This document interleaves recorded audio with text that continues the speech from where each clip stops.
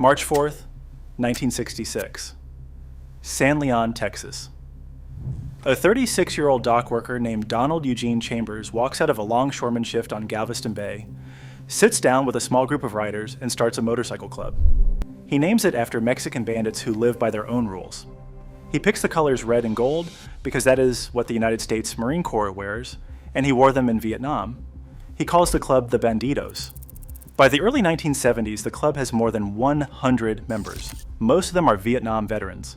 By 1972, he is in a Texas prison for life, convicted of murdering 2 drug dealers in the desert north of El Paso.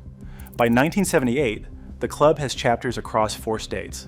By 1983, it has crossed an ocean. And the National Motorcycle Press, the magazines based out of California, the editors who flew across the country to photograph the Hells Angels in Oakland, and the Hollister Rally in 1947, never sent a single staff photographer to a Bandidos run. Not one. I'm Jimmy. And the 1970s motorcycle culture that grew up in Texas is the most misunderstood, most mischaracterized, most deliberately ignored regional motorcycle culture in American history. Because to cover it honestly, you had to cover 3 things the national press refused to look at directly: the oil boom that paid for it, the border that shaped it, and the working class that lived it. Texas in the 1970s had everything California had, and more. More miles of open road. More motorcycles per capita in working class hands, more dealers, more shops, more rallies, more independent club presence than any single state west of the Mississippi. The Twisted Sisters, 3 ranch roads in the hill country, with 65 curves and 15 miles, were ridden by Texas men in steel-toed boots a full decade before California magazine editors discovered them. The Bandera honky-tonks were full on Friday nights with men who worked the Houston Ship Channel by day and rode home at midnight on shovelheads they fixed themselves. And the press flew over it on the way to Daytona. This is what the 1970s actually looked like in Texas. The decade nobody put on a magazine cover, the riders nobody photographed, the roads nobody mapped for the East Coast audience. The most misunderstood motorcycle culture in American history. Right here the whole time. You cannot talk about the 1970s Texas motorcycle culture without talking about oil, because oil is what paid for it. October 1973, the Yom Kippur War, the OPEC embargo. The price of crude oil quadruples almost overnight from $3 a barrel to $12. Then the Iranian Revolution in 1979 sends it past $30. By 1981, Texas is in the middle of an oil boom larger than anything the state had seen since the original Gusher era of the 1920s. Houston is the operational capital of the American oil industry. The Houston Ship Channel is moving more crude than any waterway on the continent. The petrochemical complex, from Houston to the Gulf of Mexico, becomes the largest concentration of refineries on Earth. And the wages were what made the difference. A pipe fitter on the Houston Ship Channel in 1978 was making $22 to $28 an hour in real money, plus overtime, plus shift differential. A welder at a Beaumont refinery was clearing $50,000 a year when the median household income in the United States was around $15,000. Roughneck on a West Texas drilling rig, $4,500 a month, plus board, plus hazard pay. Longshoremen on the Galveston docks, union wages, full benefits, and 4-day work weeks during high-throughput shifts. Refinery operator, pipeline tech, drilling supervisor, oil field service mechanic. Every one of those men had something most working-class men in the rest of the country did not have in 1978: disposable income and time. In March 1982, at the peak of the boom, Houston area employment hit 1,642,000 jobs. 3 years earlier, the Houston Post and the Houston Chronicle were being shipped in pallets to Detroit, Cleveland, and Buffalo, and unemployed auto workers were buying them on the weekends to read the want ads. Texas was hiring. Detroit was firing. The motorcycle culture that grew up in Texas in that window was paid for with checks signed by Exxon, Shell, Chevron, Mobil, Amoco, Lyondell, and Star Enterprise, names you can still read on the refineries from the I-10 frontage road today. I personally think this is the part that gets erased every time somebody writes a book about 1970s motorcycle culture. The men who built the Texas riding scene were not bohemians. They were not artists. They were not California dropouts looking for the next thing.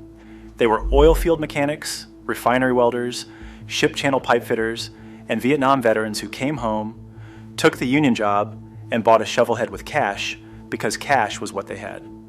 A new Harley-Davidson FLH in 1973 cost $3,500. The FLH in 1978 cost $4,300. To a refinery operator in Pasadena, Texas, pulling $60,000 a year and paying $400 a month for a 3-bedroom house in Deer Park, that was not an aspirational purchase. That was Saturday's project and Sunday's ride. Here is what the magazine editors did not understand about Texas. They did not understand the geography. California has Highway 1, the Pacific Coast Highway. The road that every motorcycle photograph on every magazine cover from 1965 to 1990 was taken on. Ocean to one side, mountains to the other, perfect light, perfect weather, perfect miles of asphalt curving for the camera. Texas has nothing like that. Texas does not photograph the way California photographs. The light is harder, the land is flatter, the roads are longer. What Texas has is something else entirely. Texas has working geography. Roads that go where men needed to go and curve because the limestone made them curve, not because a state planner drew them for tourism. Ranch Road 337, Ranch Road 336, Ranch Road 335. The 3 roads they call the Twisted Sisters today, in the 1970s they did not have a nickname. They were just the roads through Real County, Edwards County, and Bandera County in the Hill Country, carved out in the years after World War II to connect cattle ranches to small towns. They follow the contours of the land, the limestone canyons cut by the Frio River, the Nueces River, and the Sabanal River, because the contours were already there and nobody had the budget to flatten them. One 15-mile stretch contains 65 separate curves. Riders today come from Florida, Pennsylvania, and California to ride that stretch. In 1978, it was ridden by the local welder coming home from a shift in Uvalde, US Route 90 across South Texas, the road from San Antonio to Del Rio to Marathon and out to Big Bend, 800 miles of open road through cattle country and mesquite brush and the Davis Mountains. In 1976, you could ride that road on a Friday afternoon in summer and see 4 other vehicles in 3 hours. Not 4 motorcycles, 4 vehicles, cars included. The road was empty, the state was that big. US 281 down the spine of the state from Wichita Falls through the hill country to McAllen at the Mexican border. State Highway 16 from Bandera south through the German towns of the hill country, Fredericksburg, New Braunfels, the towns settled by Texas Germans in the 1840s and the 1850s, through limestone canyons and live oak country. Farm to Market Road 170, the river road that follows the Rio Grande, from Presidio to Lajitas, considered by many riders today to be the single most scenic motorcycle road in the United States. Empty in 1978. Empty in 2026 too. The Lone Star Motorcycle Museum opened in Vanderpool in 2002, 50 restored bikes from the 1910s onward, hidden on Ranch Road 187, right at the heart of the Twisted Sisters. The museum closed in 2024. The Aussie collector who built it, Alan Johncock, retired. The collection scattered. That is what is happening to the institutional memory of the riding culture this video is about. It is closing, quietly. In small towns, most riders cannot find on a map. I personally think the geography of Texas is the single most underrated factor in the history of American motorcycling. The roads that built the culture were never the roads the photographers wanted. They were not California Highway 1. They were a ranch road numbered 335 with no shoulder, no guardrail, no cell signal, and a sign warning you about cattle on the pavement. And every man who learned to ride on those roads came out a better rider than the man who learned on a freeway in Los Angeles. You cannot tell the story of 1970s Texas motorcycle culture without talking about the Bandidos. And you cannot tell the story of the Bandidos honestly without telling the part the press always cut. Donald Eugene Chambers was not a California counterculture dropout He was a 36-year-old dock worker, United States Marine Corps, Vietnam veteran, Houston longshoreman. He started the Bandidos on March 4th, 1966, in San Leon, Texas, a small fishing community on Galveston Bay, 30 miles southeast of Houston. He recruited from the biker bars of the Texas Gulf Coast: Houston, Galveston, Corpus Christi, San Antonio. By the early 1970s, the club had more than 100 members. Many of them were Vietnam veterans. The colors, red and gold, were chosen to mirror the Marine Corps.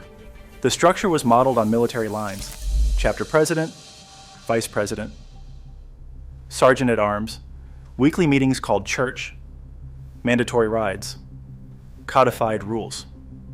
This is the part the press never explained correctly. The Bandidos were not a California-style outlaw club. They were not the Hells Angels with a Texas accent. They were a Vietnam-era organization with military discipline baked into the founding paperwork. Where the Hells Angels grew out of post-war California restlessness, bored returning World War II veterans, Hollister 1947, the Booze Fighters MC, the slow drift into one-percenter identity over 20 years, the Bandidos were forged whole, on day one, out of Vietnam. That is a different organization, with different recruitment, different geography, different demographics, and different rules. By 1972, the founding leadership was gone. On December 22, 1972, Chambers and two other Bandidos abducted two drug dealers in El Paso, drove them into the desert north of the city, and killed them. The two dealers had sold baking soda to the Bandidos earlier that day, claiming it was amphetamine. The trio was convicted. Chambers received life. He was paroled in 1983. He retired to El Paso. He died there of cancer on July 18, 1999. He is buried in Houston and Forest Park Lawndale Cemetery under a stone that reads, "We are the people our parents warned us about." Ronald Jerome Hodge took over as president in 1972. Under his leadership, the club went international: Sydney, Australia in 1983, Marseille, France in 1989, Scandinavia in the 1990s, the fourth largest outlaw motorcycle club in the world, 303 chapters, 22 countries. But that is not the part of the story the 1970s Texas writers remember. The 1970s Texas writers remember the part the press did not write. The Bandidos in the early 1970s were not yet an international organization. They were a Texas working-class motorcycle club. They drank in the biker bars on Telephone Road in Houston. They held church on Wednesday nights. They rode together to the coast on Sundays. They were oil field welders and refinery operators and dock workers and Vietnam veterans. The membership of the club in 1973 looked exactly like the membership of any union local in Houston in 1973. Same age range, same income bracket, same demographics. With the difference that these men had decided that the rules of the country they had just fought a war for did not apply to them. I personally think the moral conclusion you draw about the Bandidos is your own to draw. What is not negotiable is the historical fact. They were not a California phenomenon imported into Texas. They were a Texas phenomenon that happened first in Texas because Texas in 1966 had this specific combination: Vietnam veterans, working class wages, refinery towns, Mexican-American cultural overlay, biker bars on the Gulf Coast that produced them. The rest of the country imported them later. Texas had them first.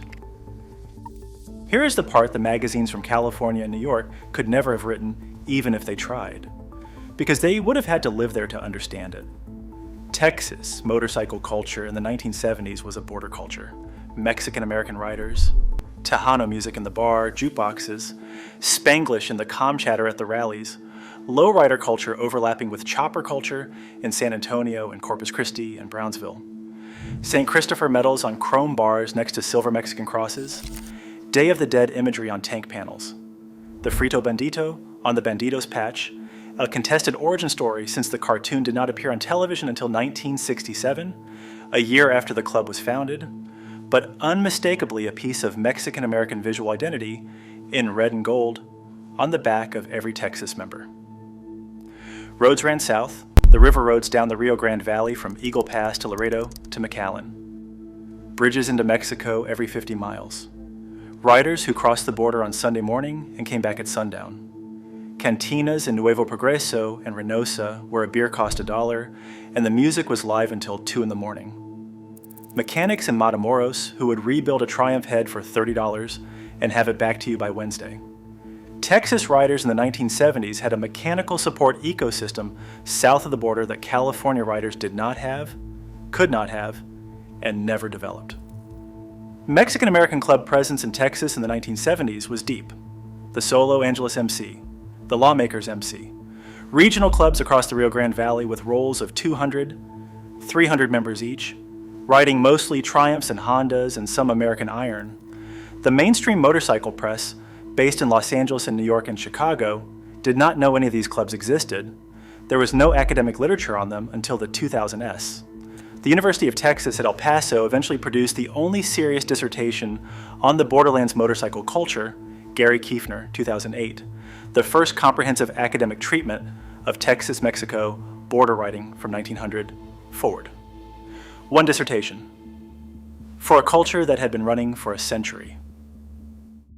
Austin in the 1970s, before the tech money, before the convention center, before the music festivals turned into a brand. Austin was a state capital with about 250,000 people, a music scene built on Willie Nelson and Doug Sahm and the Armadillo World Headquarters, and a riding scene that ran out of working class bars on East 6th Street and the original Threadgills on North Lamar. The Austin riders in 1976 were not the riders who would later run the Republic of Texas biker rally. They were carpenters, sound engineers, bartenders, oil truck drivers, and the occasional UT graduate student who never quite finished the program. Bandera, Texas, Cowboy Capital of the world, population 800. The Old Spanish Trails restaurant at the corner of Highway 16 and Main Street, open since 1921. The 11th Street Cowboy Bar. Arkey Blues Silver Dollar Saloon. 3 honky-tonks in a town of less than 1,000 people, all of them packed on a Saturday night with riders coming in off the Twisted Sisters. That was the Texas Hill Country in 1978. That was the riding culture that grew up where nobody was photographing. Before I tell you what ended this, the corporate decisions, the dealership consolidations, the specific years between 1985 and 1991 that closed the door on the working class Texas motorcycle culture forever, I want to mention something I built specifically because of the comment section under the Pennsylvania video and the New York video and the Ohio video. The 2026 Motorcycle Buyer's Bible, 90 plus pages. Independent tire rankings. Gear certification breakdowns.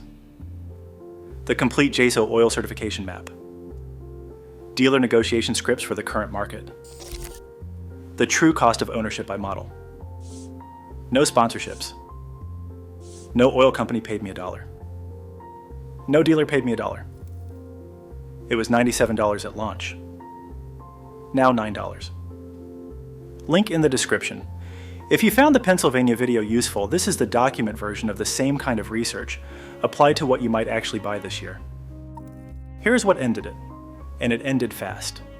In March of 1982, Houston area employment was 1,642,000. By August of 1983, 17 months later, it had dropped to 1,487,000. 155,000 jobs. Gone. Inside a year and a half, the oil glut hit in the spring of 1982. World production exceeded demand. Prices crashed. The phase-out of federal price controls that had cushioned the petrochemical industry expired. Saudi Arabia opened the spigots in 1985, and the price of crude went from $30 a barrel to $10 a barrel in 8 months. By 1986, the Texas oil boom was over, not slowing down, over. The men who had bought shovel heads with cash in 1978 were laid off in 1983 and 1984. Refinery operators on the Houston Ship Channel were the first to go. Drilling rig hands in West Texas were second.